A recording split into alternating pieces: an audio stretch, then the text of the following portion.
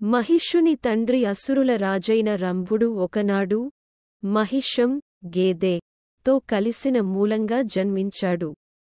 అందువలన మహిషాసురుడు మనిషిలాగా దున్నపోతులాగా రూపాంతరం చెందగల శక్తి కలవాడు. మహిషుడు బ్రహ్మ గురించి తపస్సు చేసి మానవులు, దేవతల చేత మరణం లేకుండా వరం పొందుతాడు. అనంతరం స్వర్గలోకం మీద, భూలోకం మీద దండెత్తి దేవతలందర్నీ తరిమికొడతాడు. బ్రహ్మ శాపానికి తరుణోపాయంగా దేవతలందరూ వారి శక్తులన్నింటినీ క్రోడించి సుందరమైన నవయవ్వన యువతిని సమస్త శక్తివంతురాలిగా సృష్టిస్తారు. అలాంటి దుర్గాదేవి మహిషుణ్ణి ఎదిరించి 9 రోజులు తీవ్రంగా పోరాడుతుంది. 10వ రోజున ఇంతటి బలమైన రాక్షసుణ్ణి వధిస్తుంది. అందువలన దుర్గాదేవిని మహిషాసుర మర్ధిని అని నామాంతరం కలిగింది. దానవ వంశానికి మూలపురుషుడైన ధనువు రంభుడు, కరంభుడు అని 2 కుమారులు. వీరిద్దరూ పుట్టుకతో దానవులైన గుణంలో, ప్రవర్తనలో చాలా మంచివాళ్ళు అని విశ్వవిఖ్యాతి గడించారు. వీరిద్దరికీ ఉన్న ఒకే ఒక లోపం సంతానం లేకపోవడం. ఆ లోపం సరిదిద్దుకోవాలని వారిద్దరూ తపస్సు చేయాలని సంకల్పించారు.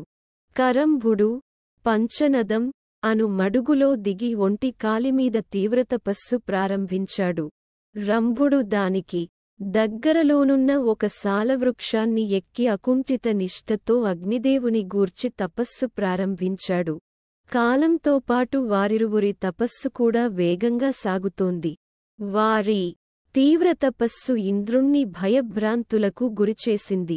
అంతే, మొసలి రూపం ధరించి కరంభుడి పాదాలు పట్టుకుని నీళ్లలోకి లాగి సంహరించాడు ఇంద్రుడు. అది తెలిసి రంభుడు తీవ్రవేదనకు గురయ్యాడు. ఇంద్రుని చంపేయాలనిపించింది. కాని తపోదీక్షితుడు క్రోధోద్రిక్తుడు కారాదు అనే ధర్మానికి కట్టుబడి శాంతచిత్తుడై ఆలోచించి తన తలను ఖండించుకుని అగ్నికి ఆహుతి చేయాలని నిర్ణయించుకుని ఎడమచేతితో తన జుత్తు పట్టుకుని కుడిచేత్తో తలను ఖండించుకోబోయాడు. మరుక్షణంలో అగ్నిదేవుడు ప్రత్యక్షమై, రంభాసురా, ఏమిటి నిరాలోచన కార్యం? నీవు ప్రాణత్యాగం చేసినంత మాత్రాన మరణించిన నీ తమ్ముడు తిరిగి బ్రతికి వస్తాడనుకుంటున్నావా? ఈ ప్రయత్నం మానుకో అన్నాడు. హుతవాహనా, అసువులు బాసిన నా తమ్ముడు అమరుడు కాడని నాకు తెలుసు. సంతానం కోసమే కాని ఇంద్రపదవిని ఆశించి మేమీ తపస్సు చేయలేదు. ఈ సత్యం తెలిసికూడా మహేంద్రుడు నిష్కారణంగా నా తమ్ముని చంపి మా దానవజాతికి తీరని మహాపరాధం చేశాడు. అందుకు ప్రతీకారంగా సర్వప్రాణిగణాలకు అజేయుడు, కామరూపుడు, మహాపరాక్రమవంతుడు, సకలలోకవందితుడు, త్రిలోక విజేత అయిన పుత్రుని నాకు వరంగా అనుగ్రహించు అని కోరుకున్నాడు రంభాసురుడు.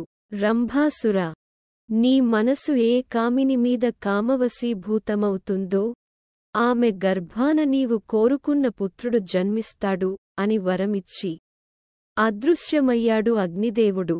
రంభాసురుడు తన ఇంటికి తిరిగివస్తూ మార్గమధ్యంలో యక్షవిహార భూమి అయిన ఒక అందమైన ప్రదేశాన్ని చూశాడు. అక్కడ ఒక మహిషి గేదె కామార్త్యై విహరిస్తోంది. దాన్ని చూడగానే రంభుని మనస్సు చలించి దానితో సంగమించాడు. తత్ఫలితంగా ఆ మహిషి గర్భవతి అయింది. రంభుడు సంతోషించి ఆ మహిషిని తన పాతాళనగరానికి పట్టమహిషిని చేసి దాని రక్షణార్థం దున్నపోతులను కాపలా ఉంచాడు. ఒకరోజు ఒక దున్నపోతు కామంతో చెలరేగి ఈ రాజమహిషి వెంటబడింది. అది చూసి రంభుడు ఆ దున్నపోతుతో యుద్ధానికి దిగి బలంగా పిడిగ్రుద్దులు గుద్దాడు. ఆ గుద్దులకు ఆ దున్నపోతు బాధగా అరుస్తూ తన బలమైన కొమ్ములతో రంభుని గుండెల్లో బలంగా పొడిచింది. దానితో రంభుడు గిలగిలా తన్నుకుంటూ నేలకు ఒరిగిపోయి మరణించాడు. తన భర్త అయిన రంభుడు తన కళ్లముందే మరణించడం చూసిన ఆ రాజమహిషి భయంతో పరుగులు తీస్తూంటే దాని వెంటబడింది ఆ దున్నపోతు. నిండుగర్భంతోనున్న ఆ రాజమహిషి అలా పరుగులు తీస్తూనే యక్షవిహార భూమిని చేరి అక్కడున్న యక్షులను శరణు కోరింది. యక్షులకు ఆ దున్నపోతుకు మధ్య భీకర యుద్ధం జరిగింది. చివరకు ఎలాగైతేనేం యక్షులు ఆ దున్నపోతును సంహరించారు. అనంతరం యక్షులు ఆ రాజమహిషాన్ని ఓదార్చి రంభాసురుని మృతదేహాన్ని చితిపైకి చేర్చి నిప్పుపెట్టారు. తన ప్రాణనాథుని పార్థివదేహం అగ్నిజ్వాలలకు ఆహుతి అయిపోతుంటే చూసి తట్టుకోలేక ఆ రాజమహిషి పరుగుపరుగున వచ్చి రగులుతున్న చితిలో దూకి సహగమనం చేసింది. యక్షులు ఆశ్చర్యంతో నిశ్చేష్టులై చూస్తుండగా ఆ చితిమంటలనుంచి మహిషాసురుడు ఆవిర్భవించాడు. వాడే రంభాసురుని కుమారుడు. మహిష రాక్షస సంగమ సంజాతుడు. మహిషాసురుడు తన తండ్రి ద్వారా సంక్రమించిన పాతాళరాజ్యానికి పట్టాభిషిక్తుడయ్యాడు. మరణించిన రంభాసురుడు పుత్రవ్యామోహంతో మరొక దేహాన్ని ధరించి రక్తబీజుడు అనే పేరుతో మహిషాసురుని ఆంతరంగిక అనుచరుడయ్యాడు.